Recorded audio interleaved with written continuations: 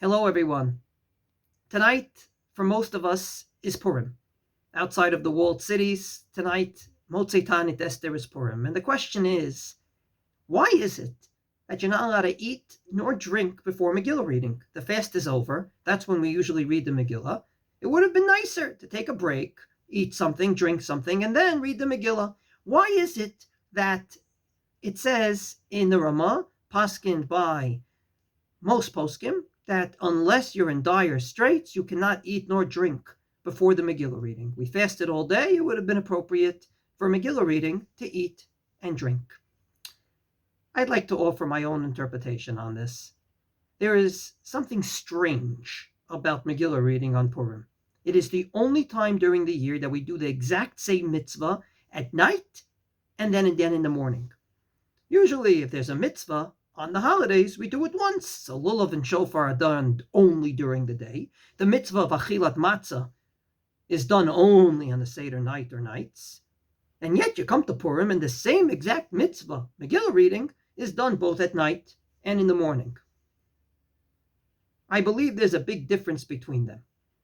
At night, the experience is to scream and to daven to God that this never happens again. In the words of Rashi, Megillah, page 4a, where it talks about this obligation, Rashi says, Zecher lanes, to remember the miracle, Shehayu zo'akin b'yamei tzaratan yom v'layla. They would scream out to God day and night to save them from Haman. That's at night.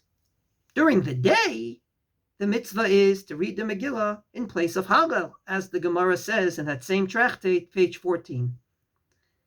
In a word, at night, is to pray to God that it never happens again.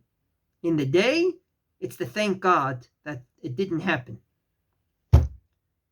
That's why there is a halacha that you don't eat or drink before Megillah reading. If it would have been the same halacha that you're not supposed to eat and drink before a mitzvah because you may get caught up with your eating and drinking, and therefore you forget about doing the mitzvah, then it would have been allowed to take a sip of water, not to have a big meal, but to have a little snack. I think our sages and our poskim wanted us to feel the discomfort during Megillah reading, wanted us to feel that, hey, we're starving, to feel a little bit what it means to scream out to God in dire straits. Therefore, as we go into Purim, let us remember this balance. On the one hand, to scream and to daven to God that it never happens again. And on the other hand, to thank God that it didn't happen then, and Be'ezrat Hashem, it should never happen again. Wishing everyone a very happy and significant Purim in both these ways.